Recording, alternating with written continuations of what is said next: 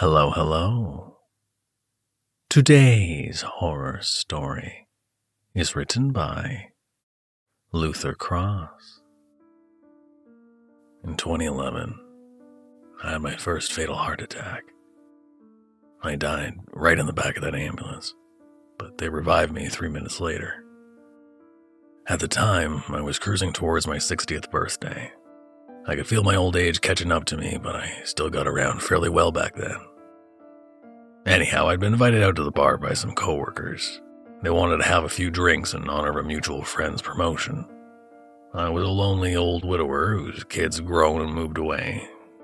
What else could I possibly have to do?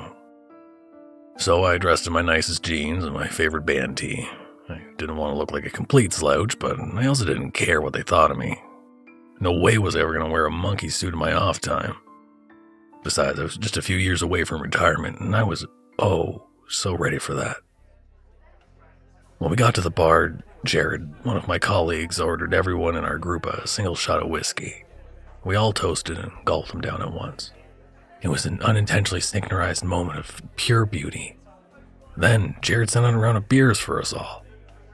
I wasn't necessarily opposed to having a few drinks with these guys and hanging out, but I wasn't really into getting hammered. Despite the fact it was Friday evening, I still didn't want a hangover to nurse the next morning. After I finished that first beer, I slowed down and sipped the fresh one brought to me. Somebody from our group had hit the jukebox, and an old Merle Haggard song filled the small room. I wasn't into country at all, but I was getting free drinks, and I was out of the house for the first time in quite a while, so I just went with it. Pretty sure I even caught my head bobbing a time or two. Having fun? Jared asked, sliding up to the bar next to me. Actually, yeah, I said with a bright smile. It's nice to get out of the house. Thought you might feel that way. Glad you came, man. I worry about you, you know? This wasn't the first time Jared had approached me this way. He was just one of those guys who would sense it when someone else was struggling, and he insisted on helping them out. It could be annoying at times, but I'd say his heart was in the right place. Yeah, so you tell me from time to time. Well, listen, Barry, Jared said, lowering his voice and leaning in. If you ever need someone to talk to, man, just hit me up. My cell number's in my email signature. You can call me anytime, all right? Yeah, Jared, I know, I said, feeling a bit uncomfortable. Cool, man, Jared said, holding his fist out. I bumped it with mine, and he said, Catch you later, bro. Later, Jared, I said, sipping my beer. I heard the bell over the front door ring and looked in its direction. I froze. The woman that had just walked in the front door looked exactly like my late wife when she was about 20 years old. I did a double take and rubbed my eyes. When I moved my hands, she was looking at me. She smiled and walked up to the bar. A beer, please, she said. The bartender chuckled. You got a preference? Yeah, she said with a nod. Whatever's cheap. The bartender raised an eyebrow. Your loss. I've got some mighty fine stock back here. I'll take your word for it, she said. The bartender finished pouring her beer and set it down in front of her. Thanks, she said, taking a couple large gulps. Some of the foam stuck to her upper lip, and she licked it off the exact same way my wife would have. You look like you've seen a ghost. Excuse me? I asked, bewildered. You look like you've seen a ghost, old man. You okay? I laughed nervously. You really look like someone I know. I used to know, I mean. Her face became solemn. I get it. I'm sorry. Let me buy you a beer. Oh, no. That's okay. I appreciate the offer, though. More for me, I guess. With every single word that left her lips, I became more and more convinced she was Danielle. She acted exactly like the young woman I'd first met so many years ago, but that was impossible. Danielle was dead. I was at her funeral. Then I got an idea. A way to prove to myself that I was just being an old fool, and that I wasn't sitting next to my late wife's doppelganger. What's your name, by the way? I asked. I'm Barry, I said, holding out my hand. She took it and gave a light feminine shake. Danielle, she said with a bright smile. Danielle Irons. The smile fell from my face, and I swear my heart skipped a beat. What did you say? The smile from her face fell too and was replaced by a look of concern. Barry, are you okay? You don't look so good. My mouth worked like a fish out of water. I couldn't speak. An immense pain took over my left arm and I felt lightheaded. Something's wrong, I said, sliding off my bar stool and falling to the floor with a weak groan. Oh God. Danielle screamed. Somebody call an ambulance. I think he's having a heart attack. I started sweating, despite feeling cold, and the pain in my left arm refused to let up. I heard someone on their cell phone, and after a few minutes they cried out, "They're on their way." The world became a jumbled mess of pain, loud noises, and moving colors.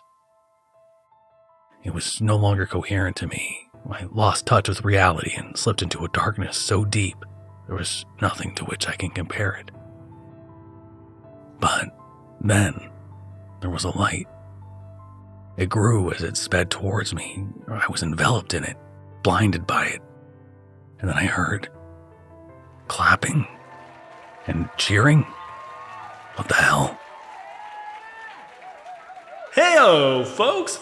Welcome back to Purgatory's #1 game show, Where to Next? There was a pause and the crowd filled with cheers.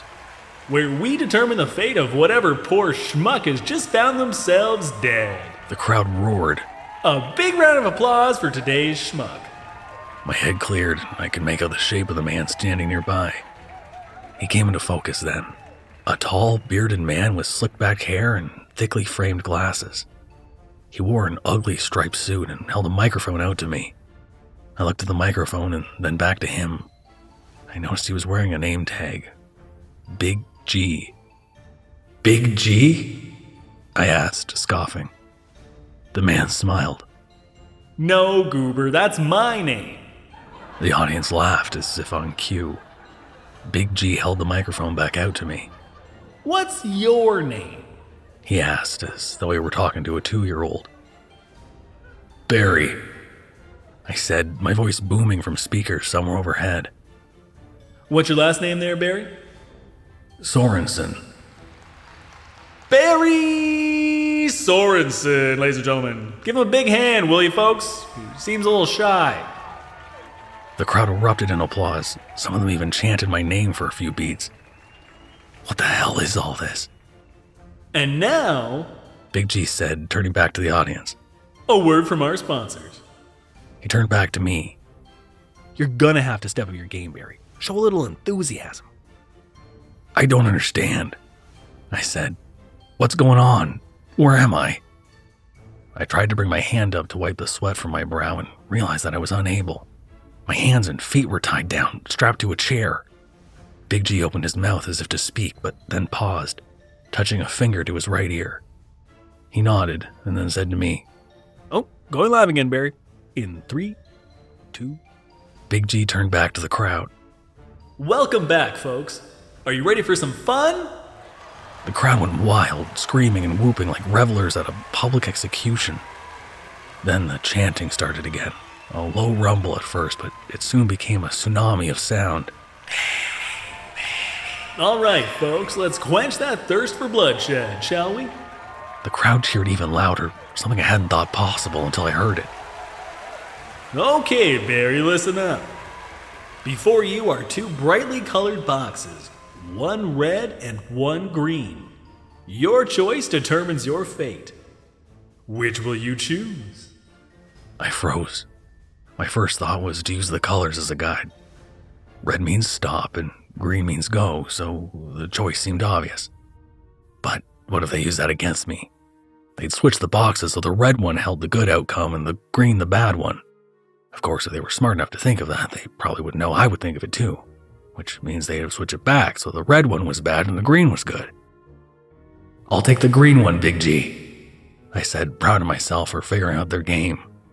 He'd like the green box, ladies and gentlemen. Are we ready to see what he's chosen? The crowd erupted in cheers and applause. Big G grabbed the handle on the top of the green box and pulled the lid off to reveal the card laying face down on the table. The back of the card said, "Where to next?" in stylized font. Big G picked up the card and flipped it over to read. Ooh, looks like he's chosen poorly, folks. Who's up for a little game of truth or scare? The crowd exploded with cheers and applause. I won't lie, I felt like I was about to pass out. Whatever this game was, it surely wasn't going to go in my favor. Big G came and stood next to the chair I was strapped to and gently laid a hand on my shoulder. What do you say, Barry? Truth or scare? Before I could even debate it in my head, I opened my mouth and said, "Truth." Wise choice, Barry. Big G said, shuffling the stack of cards he now held. After a few moments of shuffling, he took the first card off the top of the deck and flipped it over. Okay, Barry, here it goes. You ready? I nodded. Big G opened his mouth and took a deep breath. Is it true, Barry, that in 1987 you had a short affair with your hot young secretary? No! I shouted into the microphone. Of course that's not true. Big G faked a gasp and held a hand up to his mouth. Barry, did you just lie? What? No, I'm sorry to say it, folks, but I think Barry's a fibber. No! Barry. Big G said, giving me an overly dramatic look of contempt. Come on, Barry. Tell us the truth. She seduced me, okay? There you go. There. Are you happy now? It wasn't a damn affair. It was a one-night stand, and it wasn't even my idea. The crowd filled the studio with boos and disapproving growls. Some people even shouted, "Send him down below," or "Send him to the lake, Big G." Calm down, folks. Calm down. Big G said, laughing. Barry, he said, turning to me again. Truth or scare? I knew if I chose scare, something terrible would happen to me. That was the name of the game, after all. Either I reveal some horrendous truth about myself, or I take whatever medicine Big G prescribes. I figured I'd take my chances with the embarrassment and shame. Truth, I said, hanging my head. Your choice, Barry. Big G said, shuffling the cards a bit before pulling one from the top of the stack. Oh. Big G said, twisting his face up into a grimace. This one's a doozy, folks. He turned to me. You ready, Barry? Just get it over with. Okay. Big G said with a smile. Tell us, Barry, is it true that you were grateful when Danielle passed away? That you thanked God that she was dead? My skin went pale and my mouth went dry. No, that's not right. That's not right at all. Barry, Big G said in that disapproving tone. Are you fibbing again, Barry? No! I screamed, jerking against my restraints. You don't understand, I said, a few tears falling from my eyes. She was in so much pain by the end. I couldn't stand to see her suffer any longer. I was just happy that she'd finally found peace is all. I swear, I never wanted her to die. Whether it was born of compassion or malice, Barry, you still long for your wife's passing. What kind of husband does that? The good kind, I said, gritting my teeth and setting my jaw. Now let me out of here, I growled, struggling against my restraints again. You know what, Barry? Big G said, sliding closer to me. I don't think I like your tone. Is it a hint of arrogance I hear in your voice, or is it sheer insolence? Screw you, pal, I growled, struggling harder. I could feel the chair beneath me beginning to sway with my movements. All right, folks, looks like Barry's chosen a scare. Let's find out what's in store for our friend here. A giant wheel descended from somewhere above. There were hundreds, maybe even thousands of covered slots around the outside edge of the wheel. I had no idea what was hiding under those tiles, but I knew that it couldn't possibly be good. Are you ready, folks? Big G asked the crowd. They cheered and clapped their enthusiasm back at him. Spin! Big G screamed, and the crowd joined in. The giant wheel began to spin, faster than I would have thought possible for such a massive thing. The covered boxes whizzed past at lightning speed. The thing maintained its momentum for quite a while before it began to slow. Oh, it's so tense in here. You could hear a pin drop. Then there was a small click from the wheel as it landed on my fate. Big G pulled his microphone up to my face and said, "Show us what he's won, Bobby." The tile covering my selected torment fell away to reveal a picture of a centipede. Oh God. Oh dear God, no.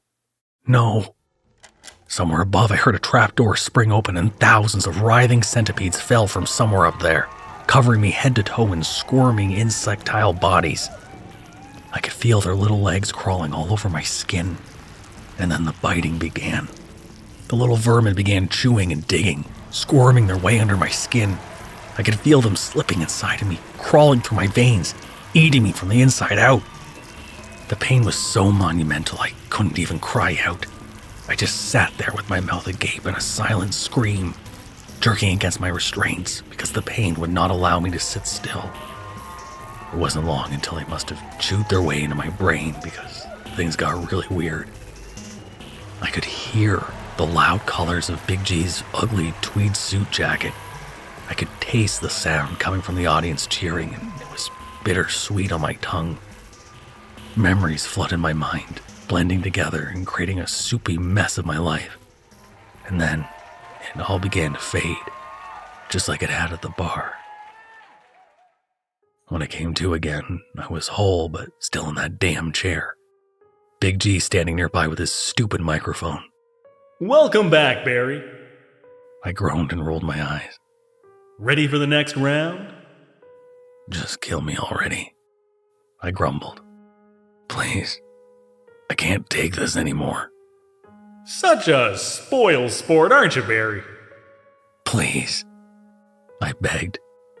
Just end it. What do you say, folks? Is it time for us to answer the question? Big G smiled, then turned back to the audience. The crowd cheered and clapped. As one, they stood and cried out, "Where to next?" All right, folks, ask and you shall receive. Bobby, Big G said, looking to a corner of the studio. the wheel, if you please. There was a strange fluttering and a low rumble. They only lasted a split second, but when they stopped, the wheel looked different. It was much smaller and only had a few tile-covered slots. All right, Bobby. Big G said, raising his hand in the air. Let her rip! He shouted, dropping his hand like he was starting a race. The wheel spun fast and hard. I could feel the breeze it produced with its movement. I watched in abject horror as the spinning began to slow. Each click of that godforsaken wheel brought me closer to whatever screwed up torture Big G had in store for me and for his audience. The clicking stopped. There it is, folks. Big G cried out, gesturing to the wheel. Barry's fate hangs in the balance. Shall we proceed with the big reveal? The audience cheered and applauded. Soon they broke into a chant. Big G put his hands up and brought them down slowly, bringing the crowd down to a low simmer. All right, Bobby, you heard the audience. Let's find out where Barry's headed. The tile covering the slot on the wheel fell away to reveal the words, "Catch and release." Oh! Big G cried out. Looks like you lucked out, Barry, my boy. You're going back. Back? What? Back to where you came from, duh. Big G said, shaking his head. Bye-bye, Barry. It's been fun. He pulled a giant lever next to the chair and I was sucked downwards, through the chair and into some kind of brightly lit, multicolored tunnel. Voices and colorful shapes whizzed by, making me queasy. Then I came to a crashing halt, slammed in my body like a runaway car into a tree. Immediately, I woke up, screaming. Barry, calm down, okay? Everything's going to be all right, Mr. Sorensen. Don't you worry, okay? What? I asked, shaking my head. Where am I? You're in the back of an ambulance, sir. We're on our way back to Our Lady of Grace. You've had a heart attack, Mr. Sorensen. I flopped back down onto the gurney. It was over. I'd survived. But ever since that experience, I am absolutely terrified of death. I don't ever want to see Big G or his studio audience again. But I fear that's all that awaits us on the other side.